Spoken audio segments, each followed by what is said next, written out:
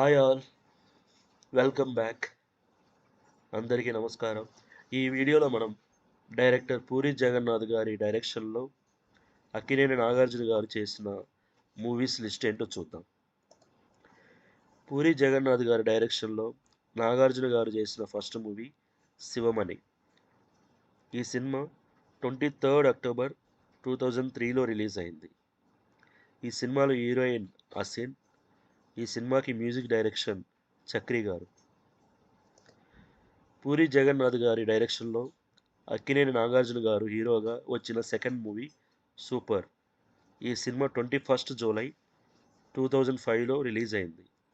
ఈ సినిమాలో heroines Anushka, Ayesha Takia. Music direction Sandeep Chowta. ఇప్పటి వరకు పూరి జగన్నాథ్ గారి డైరెక్షన్లో నాగార్జున గారు హీరోగా 2 సినిమాలు వచ్చాయి. ఒకటి Sivamani, 2 super. Thank you for watching.